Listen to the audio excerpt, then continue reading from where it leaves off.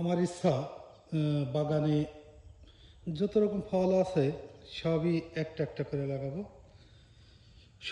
সব রকমই তো নিয়ে আসছি প্রতিনিয়ত। এই যে এটা হচ্ছে থাই মিষ্টি তেঁতুল।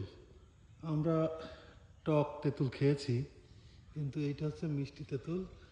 এই যে কলমের ছাড়া, সেই হিসেবে নিয়ে এসে লাগালাম যে সবগুলোই থাক, শুধু কিছু থাকবে কেন, যেহেতু জায়গা আছে পুরোটাই গাছ লাগিয়ে দেব।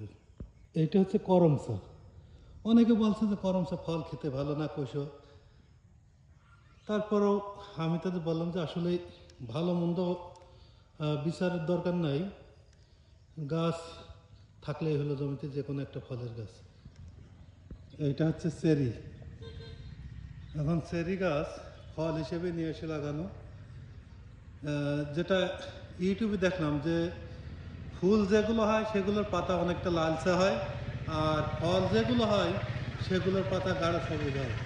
এই গাছটা আসলেই গাঢ় সবুজ, সেহেতু মানে মনে প্রাণে একটু বিশ্বাস আসছে যে এটা আসলেই চেরি ফল হবে।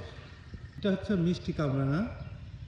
মিষ্টি কামরাঙা গাছ লাগানোর পরে গাছটা প্রায় মারা গেছিলো, মাঝখান থেকে ডাল ভেঙে শুকিয়ে মারা গেছিলো, পরে আবার এই যে গোড়া থেকে কুশি ছেড়ে গাছটা আবার হয়েছে। আশা করি আল্লাহর রহমতে গাছটা বেঁচেও যেতে পারে। এটা হচ্ছে মালটা গাছ।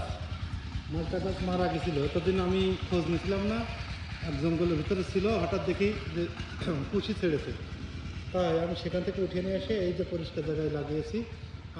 4-5 দিন হয়ে গেল, মোটামুটি গাছ এখনও তাজাই আছে। এখানে সব গাছ থাকবে আর একটা বাতাবি লেবু থাকবে না, তা কী করে হয়? এই যে বাতাবি লেবু গাছ আগে একটা লাগিয়েছিলাম, সেটা মারা গেছে, পরবর্তীতে এটা নিয়ে এসে লাগালাম। দেখা যাক, আল্লাহ ভরসা বাঁচে কিনা।